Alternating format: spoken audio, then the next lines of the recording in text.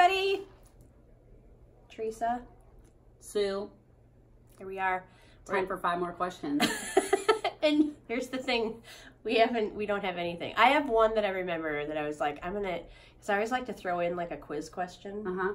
So, how many sonnets did Shakespeare write? I used to know the answer to that. And my first answer is 48. And then my second answer is 124, which I don't know. I believe it's 154. Okay. Because I Googled it and I looked it up. Okay. So. That's pretty good. Useless trivia. I had an English minor.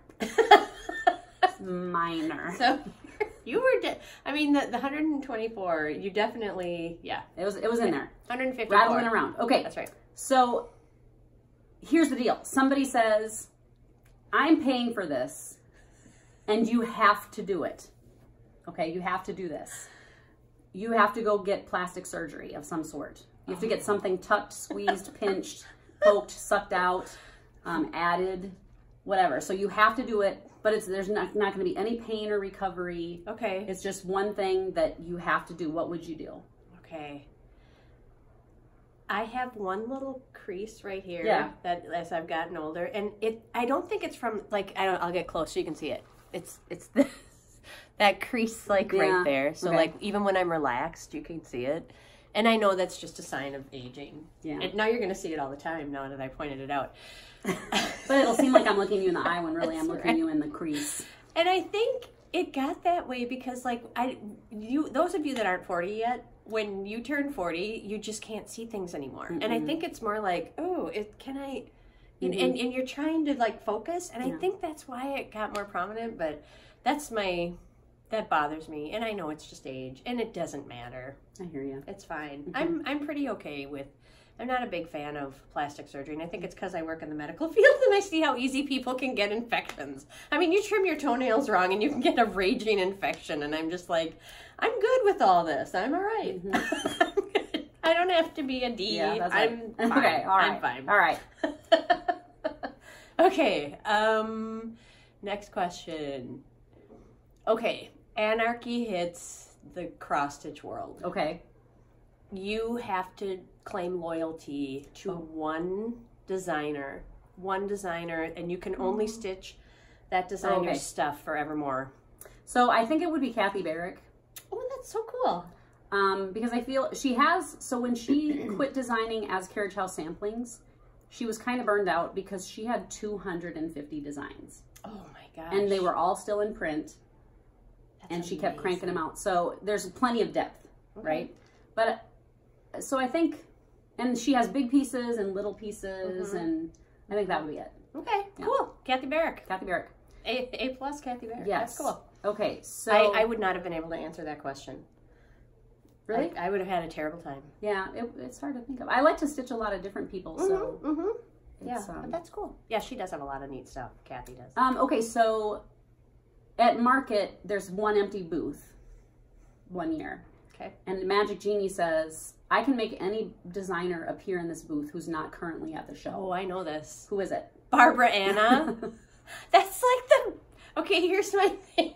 That's the biggest mystery in cross stitch. What does Barbara Anna look like? I think she weighs 300 pounds. Oh, don't say that. And she's a man. That's so what? And she's a man. And he calls himself Barbara. He calls himself Barbara. He's got really hairy hands. And he drinks a lot of beer. And he has like a bulldog. It's like you think it's just really ugly. So you think it's just against the grain. And so he's like, he loves cross stitch. And he, as a child, his mother was like, you can't stitch because cross stitch is a girl's thing, right? Maybe. And then he just loves it. And so secretly, he's like, okay, I'm going to name my company a girl name. And never show my picture. Kind of like J.K. Rowling with the Harry Potter thing. Like she didn't want people to know she was a girl because they wouldn't buy her books. Right. Okay. Yep. So you think Barbara Anna is a 300-pound, hairy-handed man with a bulldog. And he likes beer. All right.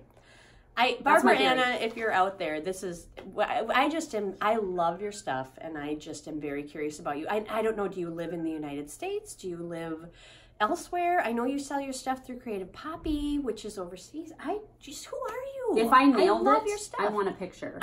And I won't share it with anybody. She's terrible. All right, go ahead. No, I asked it. Oh, yeah, sure. that's right. Okay, my question. If you could have, I'm a car geek. Yes. What if money was no object? Jaguar. Really? Love Jaguars. How interesting. Or a Thunderbird, like one of the cool old ones. Yes. I'm not into cars. My car has 133,000 miles on it. It's a Rogue and I like it. But I will tell you, and the thing is, once in a while. It's very her though. Once in a while, Steve and I will be in Hattiesburg, and there's some money in Hattiesburg. And I don't normally comment, but we'll be driving down the road and I'll go, I like that. And he'll say, that's a $125,000 car. Like I don't know them, but I can pick them out. So that's what, that's something special. Whatever that is. What's the car that like diplomats drive? That's like black. Oh, like a Rolls Royce? Yeah, or a Bentley maybe. Okay, yeah, Bentleys. They drive that. Okay. Okay, I had one and then it went away.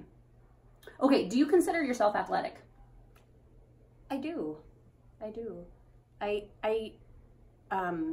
My mom has called me Mighty Mite because I'm like, I don't know if anybody knows, I'm like 5'1", so I'm I'm short. I was good at gymnastics when I was little. Really? But I had like fluid problems in my ear. I'm getting way too into this, but I would get dizzy every time I would go and like do the advanced gymnastics where you had to do flips and everything, and I would come home at night and the room would spin. Oh wow! And my mom's like, "Okay, that's enough of that." It's rattling your brain. Yeah. So and it was just because I had like fluid. Could you do the splits? And, at one time, I never could do the splits. I was at one jealous time, but only like forward and back, not like not side to side. No, I couldn't do the side to side. I could get close, but I don't think that's normal to go like no, it's not right.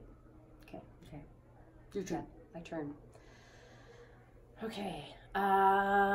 Favorite count to stitch on? 40. Really? Yeah, just love 40 count.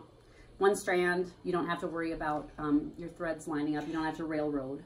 I can still use the sewing method. Smaller looks cooler. It does. And I really like, I mean, I don't know if anybody else out there has noticed this, but if you are a connoisseur of hand-dyed fabrics, I feel like in everybody's line, 40 count dyes up the nicest. Really? And I don't know why that is. I wonder. I don't know. 40 count. That kind of makes sense though, because the weave is tighter, I suppose. Yeah, I could see that. Okay. Okay. What is your best home organizing tip? Because you're very organized. I like making lists, and I put things where I will remember them. Like, for example, if I like, okay, I have to remember to bring that to, you know, the post office tomorrow or something, I will just bring it out to my car. I do that. And like set it on my dashboard. Oh, I do that. Well, there you go. But I throw it on the front seat. Okay. In a pile with other things. Receipts and empty candy wrappers. Okay. See, I don't have that. All right. That's fair.